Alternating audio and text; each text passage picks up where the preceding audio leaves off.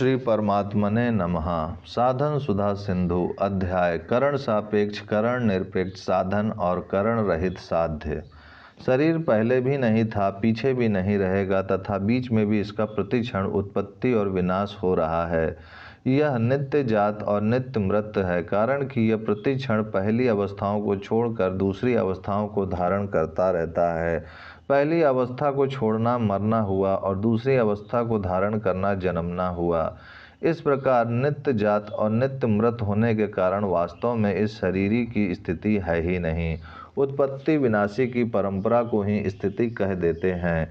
इसलिए जो पैदा हुआ है उसकी मृत्यु अवश्य होगी, इसका कोई परिहार निवारण नहीं कर सकता। शरीर पहले भी अव्यक्त था और बाद में भी अव्यक्त हो जाएगा, केवल बीच में ही व्यक्त दिखता है।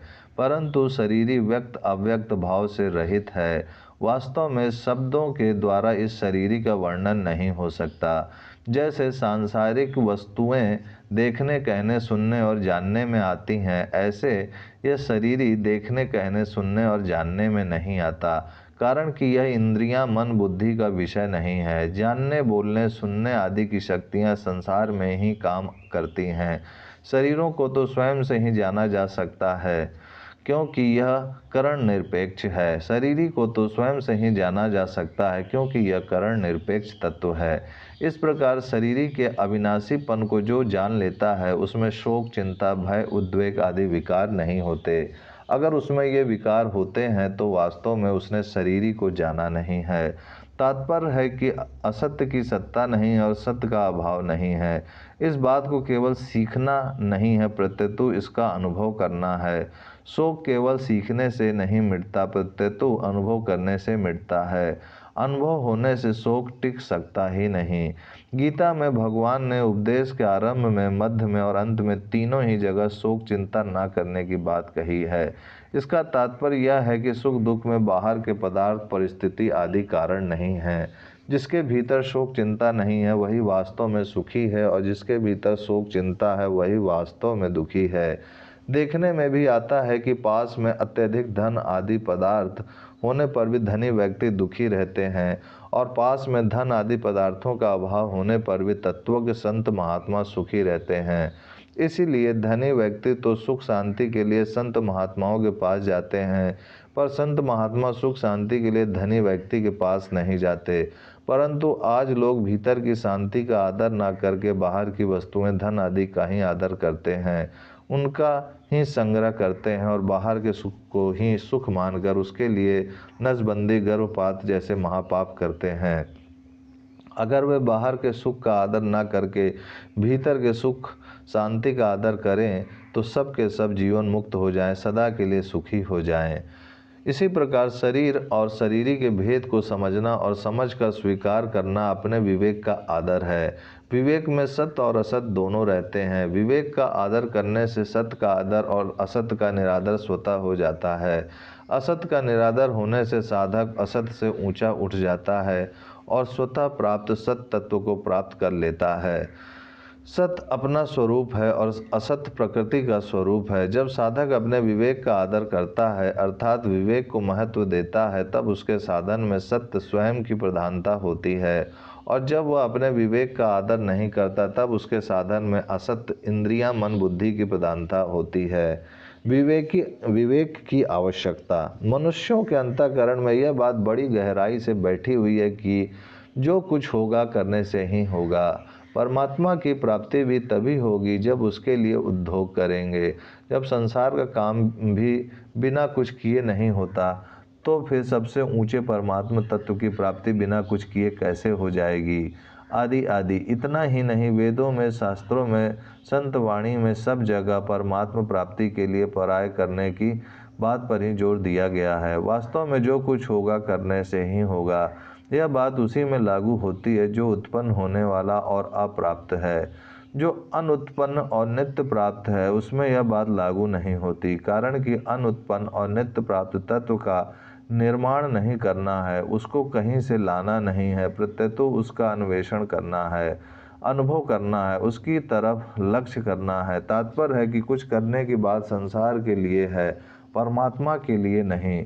संसार की प्राप्ति का जो तरीका है वह तरीका परमात्मा की प्राप्ति का नहीं है, कारण कि संसार सब समय सबको समान रूप से प्राप्त नहीं है, जबकि परमात्मा सब समय सबको समान रूप से प्राप्त है।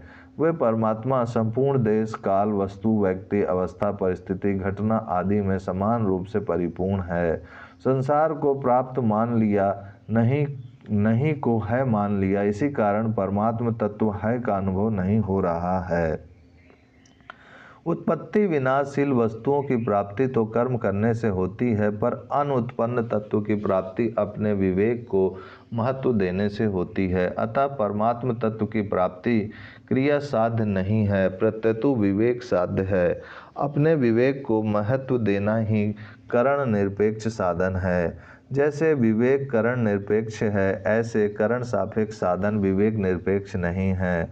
वास्तव में कोई भी साधन विवेक निरपेक्ष हो ही नहीं सकता, कारण कि विवेक को तो क्रिया की आवश्यकता नहीं है, पर क्रिया को विवेक की बड़ी भारी आवश्यकता है। विवेक के बिना क्रिया जड़ है और क्रिया के बिना विवेक चिन्मय तत्व ज्ञान है। इसलिए कर्मों से मनुष्य बंधता है और विवेक से मुक्त हो जाता है। तपस्या यज्ञ दान तीर्थ व्रत आदि जितने भी श्रेष्ठ से श्रेष्ठ कर्म हैं, उनके बल पर परमात्मा की प्राप्ति नहीं हो सकती। भगवान कहते हैं, हे कुरुप्रवीर, मनुष्य लोक में इस प्रकार के विश्व रूप वाला मैं न वेदों के पढ़ने से, न यज्ञों के अनुष्ठान से, न दान से, न उग्र तपों से और न मात्र क्रियाओं से तेरे कृपा पात्र के सिवाय और किसी के द्वारा देखा जाना शक्य हूँ। जिस प्रकार तुमने मुझे देखा है, इसी प्रकार मैं न तो वेदों से, न तप से, न दान से और न यज्ञ से ही देखा जा सकता हूँ। जब साधक इन तपस्या यज्ञ दान आदि से ऊंचा उठ जाता है, तब उसको परमात्मा की प्राप्ति होती है। योगी इसको जानकर वेदों में, यज्ञों में, तपों में तथा दान में जो जो पुण्य फल कहे गए हैं, उन सभी पुण्य फलों का अतिक्रमण कर जाता है और आदि स्थान परमात्मा को प्राप्त हो जाता है। तपस्या आदि करके जब मनुष्य हार जाता है, उसमें अपने बल का अभिमान नहीं रहता, तब परमात्मा की प्राप्ति होती है।